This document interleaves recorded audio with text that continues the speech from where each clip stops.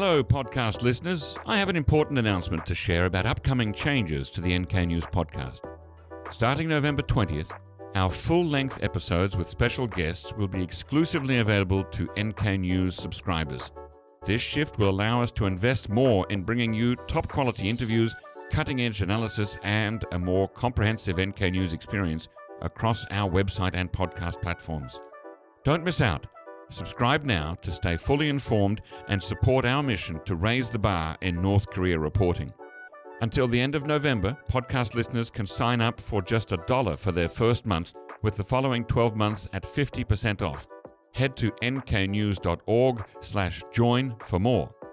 You'll get full access to the NK News website, news, analysis, and opinion every day, our daily update and week-ahead newsletters, plus get exclusive invites to online webinars and occasional in-person events.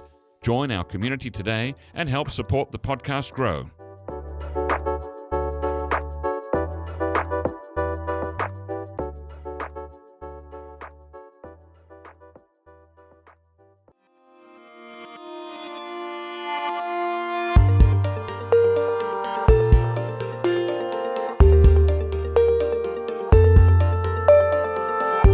Hello listeners and welcome to the NK News podcast. This episode is recorded on Tuesday the 19th of November and I'm here in the podcast studio with John Lee. John, it's been a long time.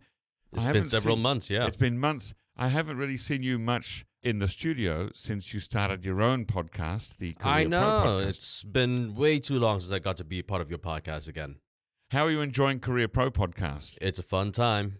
It's a very different format from what you guys do over there. It is. It's a lot more sarcastic, sardonic, cynical, sneering. It's like me. It's an audible expression of your personality. Pretty much. Okay. Now this Thursday's long interview I've got with an American, Sean King, talking about what to expect from Trump 2.0.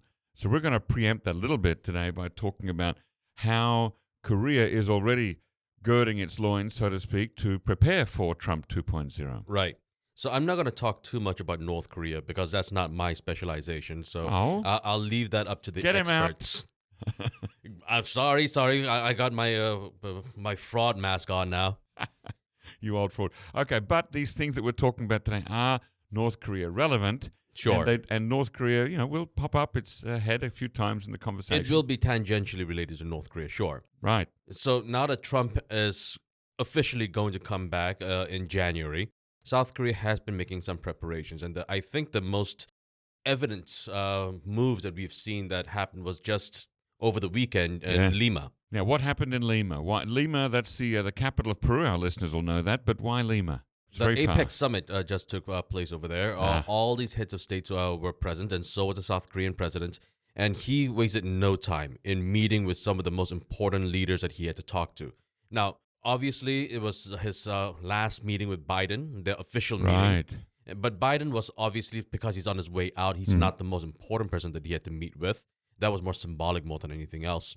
He actually... and perhaps a thank you for all that he had done to bring together the trilateral talks at Camp David. And that was all great, but those are possibly on their way out with a new guy coming in, the once and future president. And so now that they're on their way out, he has to meet with other leaders to actually have much more practical, tangible gains. Right. And so one of the first people that he met with was with the Japanese Prime Minister, Shigeru Ishiba.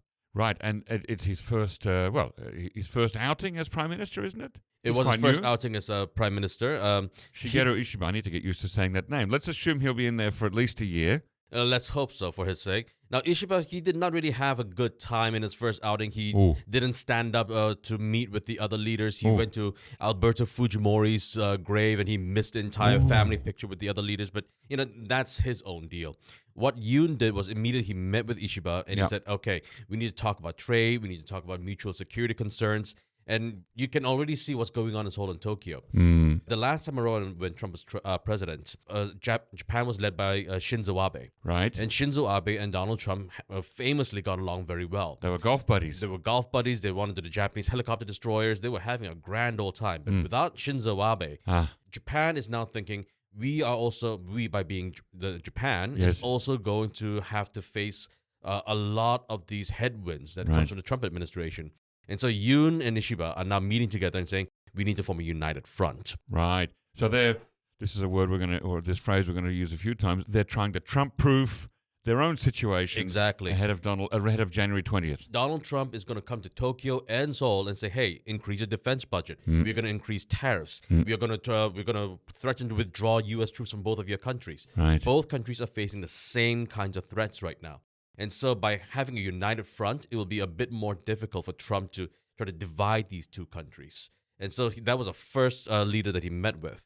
But Yoon also met with others. Hold on. Do we have any sign of whether there was a rapport? I mean, that's important in this kind of cross-seas relations. Well, Yoon definitely had rapport with Ishiba's predecessor, Fumio Kishida. We know that, yeah. We do know that. Now, Ishiba himself, the man has the charisma of a damp, wet rag. Oh, he might get on well with the Chancellor of Germany. Perhaps so. Well, who's also on his way up, but that's a different story. So we're not quite sure if there was chemistry between those two, but what we do know is that they have mutual national interests. And they're seeing that, and they're willing to put those things first. Well, one can hope. Let's hope. Okay. Well, at least that's the calculus so far. Right. But beyond Ishiba, Yoon also met with the Canadian Prime Minister, Justin Trudeau. Uh-huh. Is he on his way out? We're not quite sure with Trudeau. Trudeau has always been the comeback kid. He's been the Prime Minister of Canada for a long time. Yeah. So maybe he'll stick around. Who knows? But it wasn't just with Trudeau. He also met with the Sultan of Brunei. Now, the meeting with the Sultan of Brunei might not be such a big deal. Now, for those of you who might know, I was born and raised in Brunei. Now, Brunei is a tiny country that is in no one's real top 10 list of leaders to meet with. But Brunei, the Sultan was once the world's richest man about 30 years ago. A long time ago, yes. But the reason why Yoon actually met with the Sultan of Brunei was because this is the latest Southeast Asian country that he's met with, that he's tried to secure energy relations with. Yes, because they have a lot of oil, don't they? Yes, they do have a lot of oil. LNG, liquefied natural gas. Before that, Yoon visited Singapore, he visited Indonesia, and they all had energy security agreements. So now meeting with the Sultan of Brunei, that's just adding another, shall we say, notch on the belt. Right. Wow. Okay. So he was a busy diplomat there in Lima. And he's still going to be busy. He's now off in Brazil to join the G20 event, and he's going to meet with others. Right. But of course, the most significant meeting that he had was with Xi Jinping. Yes. Wow. Okay. Hold on. Now, just before we get to Xi Jinping, just want to flag for our listeners there that next year it's Korea's turn to host the APEC summit, right? Yes, it is. There'll be a series of rolling ministerial meetings and a heads of government meeting sometime here in Korea next year. I think the big meeting is down in Gyeongju, the old capital of the Shilla dynasty. So part of being in Lima is also to sort of lay the groundwork for next year, in which Korea will be an important player. Right, exactly. Now, regarding Xi Jinping, meeting with Xi Jinping is a huge deal. As soon as Yoon became president, he shifted very hard towards strengthening the alliance with the U.S., improving cooperation with Japan, which came at the cost of South Korea's relations with China. And there have been no love lost between Yoon and Xi. Well, and China-Korea relations have been rocky ever since the stationing of THAAD in 2017. Exactly. Things have been rocky. But now that these two leaders have met, and first time, was it? It's not the first time. Okay. They met once in 2022. I think there's a second time they've actually formally met. And now, because of this meeting, what we can expect to see is that China, you can already see their gears turning. While Trump is saying fair trade, and by fair trade, he really means fair to the U.S., beneficial to the U.S., and not to anyone else, Xi Jinping is saying free trade. Now, does he mean free trade? That's a different question altogether. But at least on the surface, you can already see these two differences between Xi and Trump. And also, before they actually met 2 weeks ago, China re-included South Korea in its visa-free waiver program. Ooh. So South Koreans can once again visit China without a visa.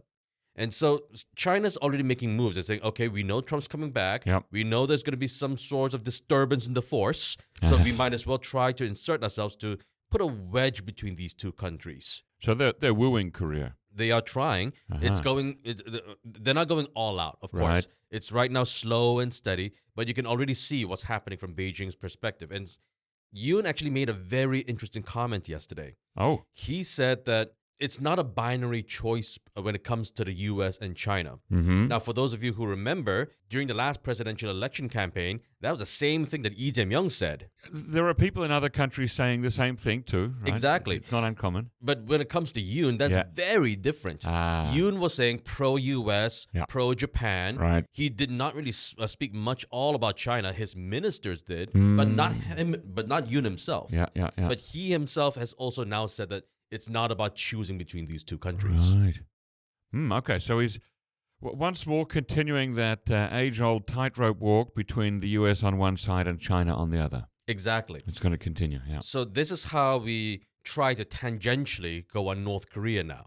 Okay. So right now, we've all read the news. There are North Korean troops in Russia. They've signed this treaty that formalized their partnership, their alliance, or whatever you want to call Mutual it. defense, yes. Mutual defense. And now China's saying, this is what Xi Jinping, we will not allow a war to take place in the Korean Peninsula that harms Chinese national interests. That was a very, very strong statement I saw yesterday on the Twitter. Coming from China, talking about their close ally, North Korea, that was a very harsh statement. Yeah. In diplomatic speak, it doesn't get more harsh than that. Yeah, they usually, I think, over the decades, China's often said something like, hey, you, both sides, calm down. No matter who it is that's doing the poking or the provocation or escalation. Diplomacy, like, negotiations. hey, both sides, let cooler heads prevail and calm down and de-escalate. Right. But now they're saying, listen, you two, I'm not allowing any kind of war. We will not allow a war. So at once it can seem a bit haughty, but at the same time, you can definitely tell where Xi Jinping is coming from. Right. And so if I were Kim Jong-un, I would be a bit annoyed with Xi Jinping right about now. Because you can see these moves, very slow glacial moves, but you can see very subtle improvements in relations between Beijing and Seoul right now. Right, because, Beijing and Pyongyang, things have been a bit awkward there, right? I mean, China's been frozen out of North Korea in a way because North Korea's been going all out in focusing its attentions on Russia, relations with Russia. If you look at the bigger picture, some people might question whether Beijing is really upset about North Korean troops in Russia. Because it does somewhat align, though. Even though they might have differences under the surface, they do want to set up this sort of bloc that opposes U.S. Security interests. Yeah. But that minutia does still matter. Who has more leverage over the peninsula? Who is sitting where and sitting next to whom? Yeah. That still matters in diplomatic speak. Yeah. Wow. Okay. Very interesting to see what goes on there with that statement coming out of China. Was that Xi Jinping himself who said that? Yes, it was. Wow, that's amazing. We will not allow a war. We will not allow a war that harms our interests. Okay. Exactly. Yeah. Okay. Now, speaking of the Ukraine war, South Korea, I think, still we're at the stage where they're not sending any weapons to help Ukraine. There's talk about it, though. The talk seems to be, are things moving closer to a point? No, okay. I don't think so.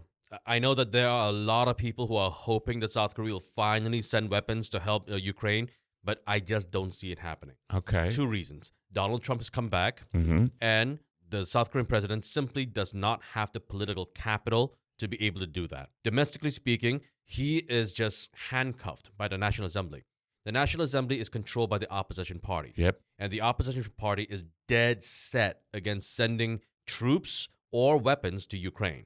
Is this an ideological thing or pragmatic? What's the rationale for it? I don't think it's ideological. I think it's completely pragmatic because one day, whether it happens tomorrow or 10 years from now, the war will come to an end. Yes. And Russia is not going anywhere, and neither are their vast energy reserves.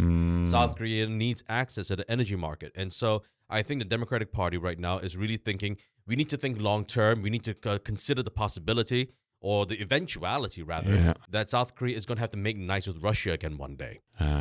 Okay. I see. So for that reason, it seems unlikely that South Korea will ever be sending lethal weapons to Ukraine. We do expect them to be sending some people over there, some yes, that's intelligence also, people. Is that happening, or is that? I mean, has the government said anything about that? There's a much better probability of that happening than weapons going forward. Yep. What the opposition parties have been saying is that there are laws that prevent the president from deploying troops to foreign countries. Right. But that's one thing. But the law also says, however, if you want to dispatch individual units who are unarmed to a foreign country, then you don't need parliamentary consent. Right, so this could be a PSYOPs unit, for example, or a human interrogation unit, for example, or some military intelligence, human intelligence. So but they have to be unarmed and they have to be individuals. Okay. They cannot be deployments of large. If you think of a military unit, there has to be a hierarchy. There has to be a commanding officer and all those middle managements. But that cannot be present in any of these sort of dispatchment under the law. So that might happen. So what about a lieutenant with some enlisted men? It's a platoon. If it's a platoon, that's already a hierarchy. Okay, so it has to be individuals. Really just individuals. No hierarchy whatsoever and must be unarmed. Okay, so pragmatically speaking, they'd have to be embedded in Ukrainian units. Right, for so their they'd own have to be protection. embedded with Ukrainians. They'd have to have the Ukrainian security forces. Right. They would not be able to operate independently. Okay, right. But there may come a day, perhaps not in the too distant future, when a North Korean meets a South Korean on or near the battlefield.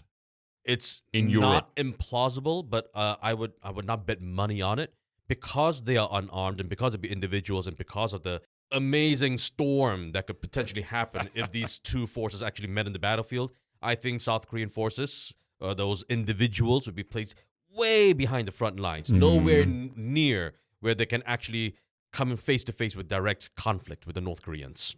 Yeah, well, there's a lot of surprises in love and war, so we never know how this is going to play out. Anything's possible. Anything is possible, yeah.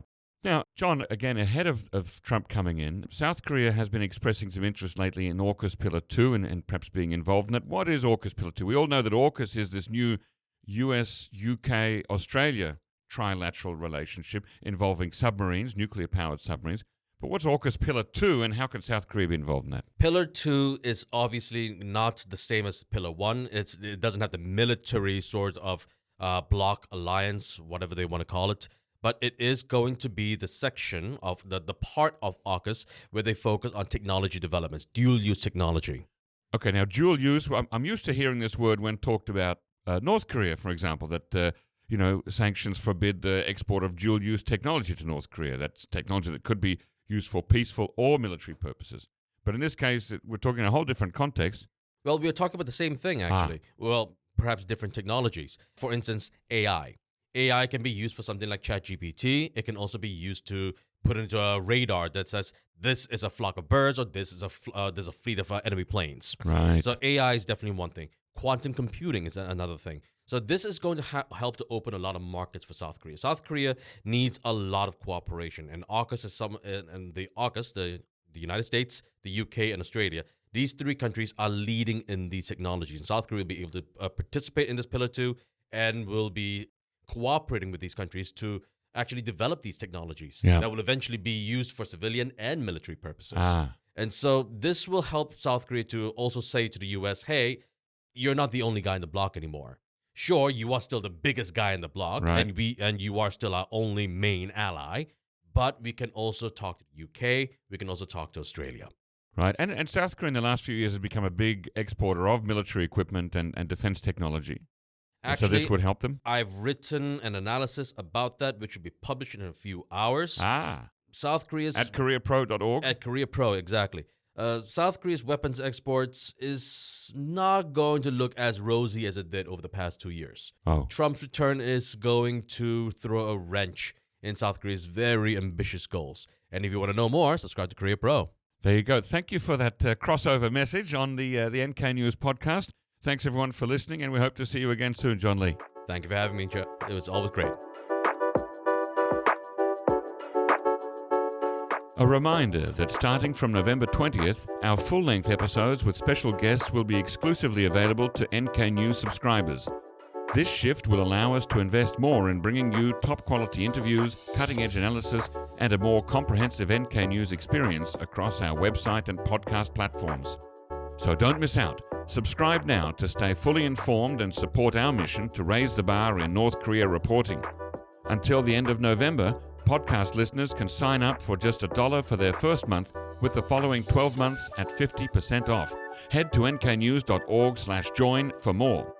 You'll get full access to the NK News website, news, analysis, and opinion every day, our daily update and week-ahead newsletters, Plus, get exclusive invites to online webinars and occasional in-person events where you might even meet me. Join our community today and help support the podcast grow.